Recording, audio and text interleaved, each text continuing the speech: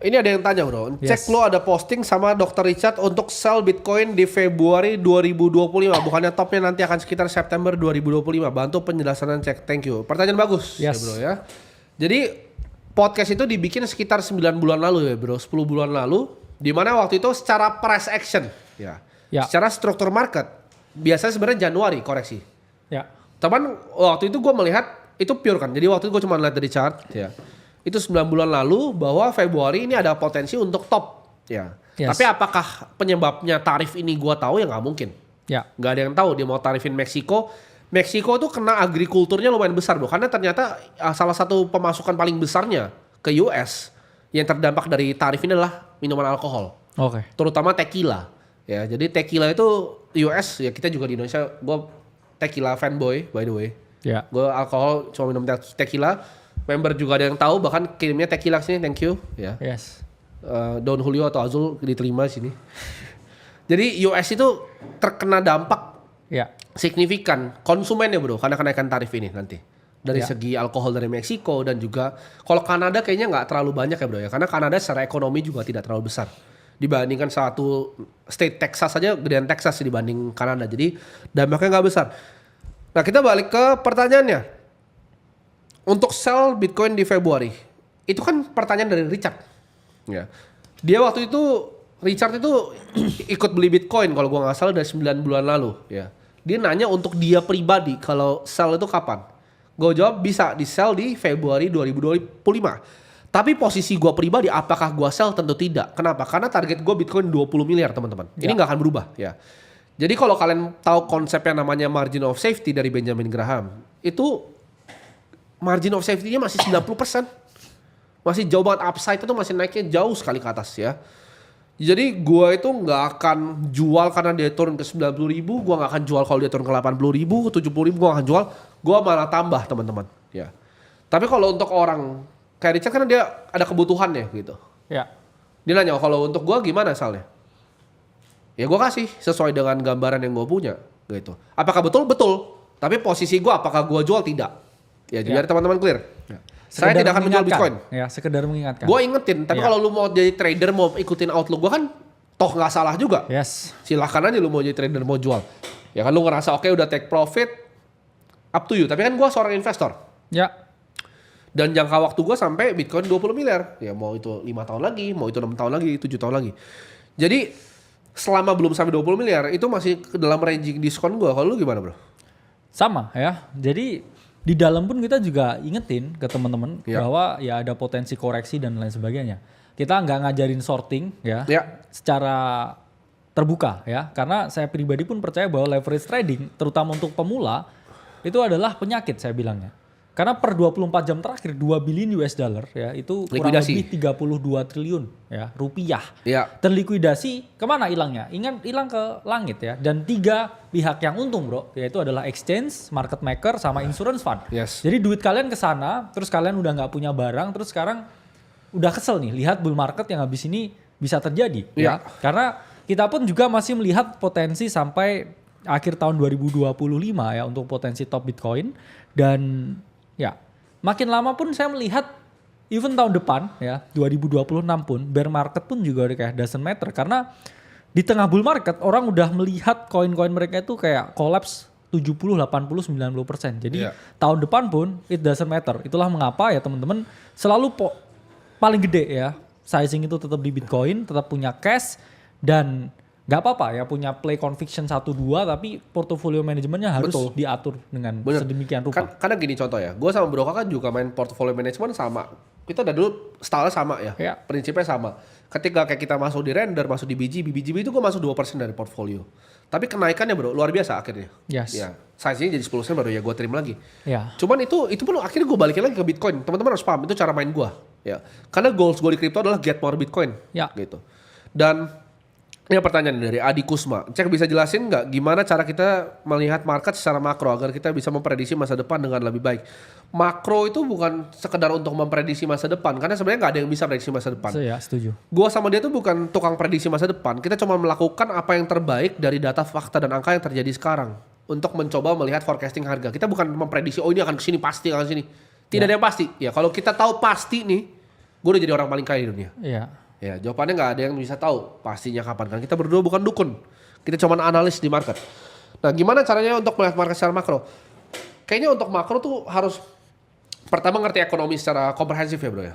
Ekonomi mikro dulu. Mikro harusnya dulu, karena makro itu lu harus bisa connecting the dots bro. Jadi kayak dampaknya dari Trump tarif tuh kenapa gue bisa tahu kayak tadi contohnya. Bahkan ke Meksiko tuh ada tequila, kan itu pengetahuan gue tentang dunia gitu. Yes. Itu yang kalian nggak bisa dapetin dalam waktu 1-2 tahun bro. Lu belajar cuman ekonomi 3 bulan kayak lu ngerti yang basic aja nggak ngerti gimana. Ya kita kan ada bantu bro ya, pengantar ekonomi juga ya kalian buka deh, makanya jangan males. Buka di Akademi Kripto, bro kakak yang ngajar ya. Pengantar ekonomi ada 4 video ya. Ya mungkin ntar kita tambah 5 video ya. Nanti mungkin kita tambah ke depannya ya. Jadi pengantar ekonomi lu bisa belajar di sana, basicnya belajar dari mikro dulu bener bro kakak. Ya. Lu belajar bottom up dulu. Ketika lu ngerti dampaknya apa sih kalau suku bunga naik, kalau suku bunga turun itu apa dampaknya, itu baru lu bisa bikin informed decision. Contohnya kita tahu sekarang presidennya siapa? Presiden Donald Trump. Donald Trump itu mainnya apa? Donald Trump itu main properti ya. Trump itu banyak sekali main properti, dari misalnya dia punya golf, dia punya hotel, dia punya vacation home segala macam.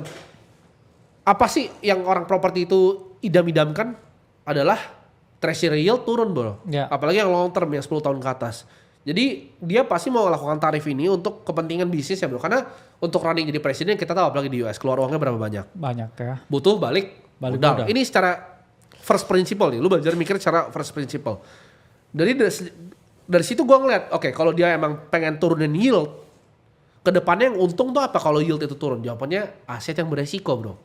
Karena berarti bunga yang didapatkan dari aset yang kurang beresiko seperti obligasi lebih sedikit. Jadi orang akan cari aset yang beresiko. Aset yang beresiko itu apa aja? 2 kan biasanya, kripto sama venture capital. Tapi kayak venture capital sih kayaknya orang banyak yang kena kebakar bro, SoftBank gitu-gitu. Jadi kayaknya orang lebih prefer aset risky itu kripto. Atau ya paling tech stocks. Jadi menurut gua tech stock akan berjaya lagi, ada waktunya. Ya, tapi kita juga lihat pun portofolio beberapa hedge fund besar pun juga kayak rotating ke tech stock yang gede. Betul. Bukan main yang kecil-kecil. Bahkan di kripto pun juga sama ya. Ini yang membuat lebih sulit bro. Dimana venture capital ya, terutama yang kripto. 2021 itu beda dengan sekarang. Sekarang tuh anggarannya 90% lebih kecil daripada 2021. Tapi koinnya sekarang tuh jumlahnya lebih banyak. Itulah mengapa sekarang ya, berbagai visi-visi ini akhirnya sebar ke semua koin yang ada ya, terus dia juga minta bagian yang gede. Itulah kenapa FDV-nya gede dan akhirnya semua jadi nggak gerak jadinya ya. Tokennya dibarangnya dipegangin semua sama mereka. Terlalu banyak jumlahnya, tapi mereka juga pengen dapat keuntungan ya. Jadi lebih sulit ya untuk saat ini. Nah, jadi kalau kalian punya conviction jangka panjang, itu nggak perlu ada namanya panic selling. Justru merah itu adalah kesempatan untuk lo scale in ke dalam market. Di conviction play, contoh kayak misalnya saham kayak Microsoft kalau turun, gue berani ambil lagi gitu. Sama kayak Bitcoin, kalau turun gue berani ambil lagi ya. Jadi market itu bukan cuma sekedar kayak lu senang-senang gitu. Karena ada namanya behavioral risk ke dalam market kan. Kayak mungkin kita orangnya sama, analisnya sama, tapi ketahanan gue akan drawdown tuh beda loh sama kalian.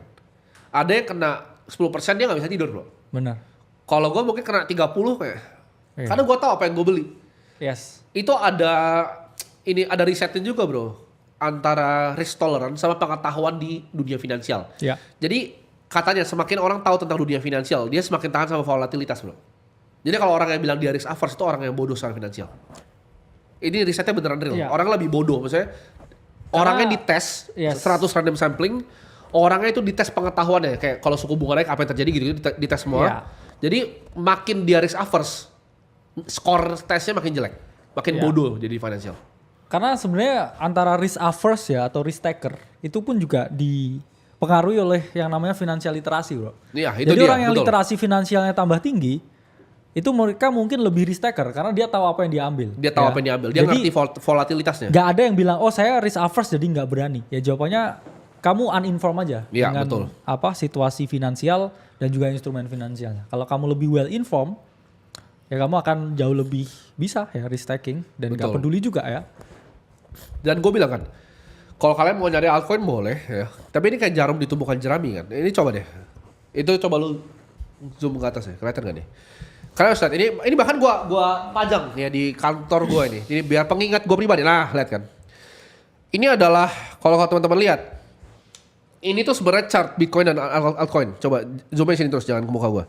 Ya, teman-teman lihat. Ini adalah scatter plot ya. Ini data statistik. Semua altcoin yang pernah ada. Ya, kalau ntar kalian lihat ya altcoin yang kayak ada di 2015-2016 itu hilang semua kayak begini. Bitcoin tuh yang warna oranye. Ya. Kalian tanya Ethereum mana? Ethereum tuh salah satu di sini ada. Ya. Ya. XRP itu salah satu di sini ada. Kalahnya tuh jauh banget, teman-teman. Ya. Kalahnya jauh banget. Udah, balik ke muka gua. Jadi itu pun gua taruh sebagai gue bikin jadi lukisan. Nah itu statistik. Buat gua inget gitu. Kalau gue main salah satu di tumpukan jerami itu, ujungnya itu kalau misalnya gue nggak bener bro pilihnya, ke 0. Ya pasti. Tapi kalau gue sampai mau milih jarum di tumpukan jerami, gue make sure jarumnya naik 10 kali. Gitu. 1-2% dari portfolio tapi make sure naiknya 10 kali. Gue pilihnya kayak BGB dong, 0,6 sampai 6. Karena ya kalau nggak ngapain main kayak render 1 sampai 10. Kalau nggak ngapain nggak usah main. Odds-nya juga kecil ya. Kita bisa all in di satu aset dan bisa outperform semuanya. Contoh, itu sangat kecil. Hyperliquid gue sama dia mau ambil dari 6. Ya. Apakah sekarang kita happy di 22? Belum. Ya. Terus kalau misalnya emang balik ke 6 balik ke 0, 2% bos. Iya. Ngerti gak sih kalian? Kalian tuh harus punya mindset investasi seperti itu. Ya. Tapi kalau kalian tanya, oh kalau kalian kan ada main yang kayak contoh yang lebih kecil-kecil. Itu portonya di bawah 0,01 bahkan. 0,00001. Buat demonstrasi ya. Buat demonstrasi. Ya. Jadi lu bisa lihat dari borong Bitcoin gua. Nanti ketika Februari kalau misal marketnya masih merah nih bro. Ya. Tapi menurut gua sih nggak akan recover lah ini. Ketika marketnya masih merah, ketika gua beli lagi, nanti kalian lihat 5 bulan lagi, portonya tetap naik bro. Itu naik terus tuh portonya. Ya. Karena gunain akal sehat. Jadi jangan jadi investor yang belinya di 105, buangnya di sekarang. Itu kan kalau begitu lu ulang terus ya gimana bro? Ya. Belinya 105, buangnya sekarang.